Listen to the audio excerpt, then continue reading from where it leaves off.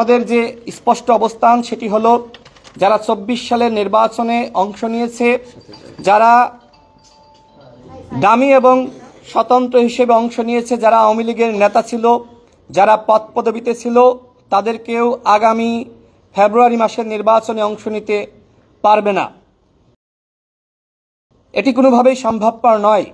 যেহেতু আওয়ামী লীগের সাংগঠনিক কার্যক্রম নিষিদ্ধ হয়েছে, আওয়ামী লীগের কোনো নেতা যদি স্বতন্ত্রভাবে নির্বাচন করার সুযোগ পায়, সেক্ষেত্রে লুকিয়ে থাকা, পালিয়ে থাকা আওয়ামী দলরা ওই স্বতন্ত্র প্রার্থীর পিছনে তারা কাজ করবে এবং নির্বাচনকে বানচাল করার চক্রান্ত করবে।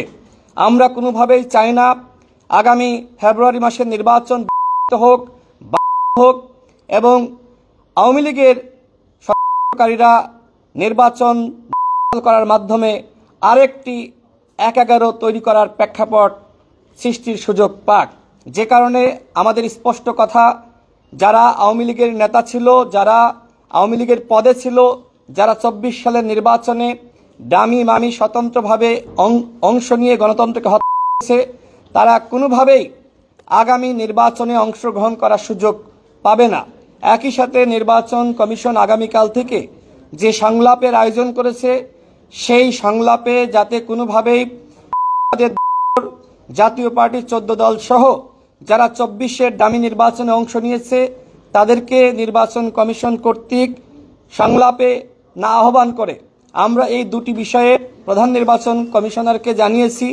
তিনি আমাদেরকে বলেছেন যে এই বিষয়ে নির্বাচন কমিশনের বৈঠকে তারা আলোচনা করবেন।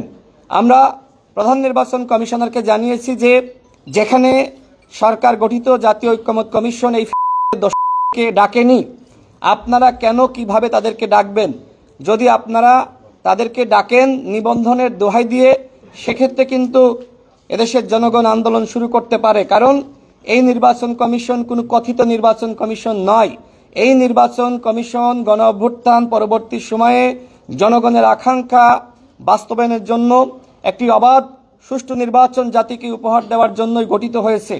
সুতরাং এই নির্বাচন কমিশন শুধুমাত্র আমাদের আইনের দোহাই দেখিয়ে এই ডাকতে পারে না। আরপিওর কথা বলা হয়েছে, দেখেন অনেক আইন আছে, অনেক কিছু আছে, তারপরেও গণ অভ্যুত্থান পরবর্তী সময়ে অনেক বিষয়ে সাহসী পদক্ষেপ এই নির্বাচন কমিশনকে গ্রহণ করতে হবে।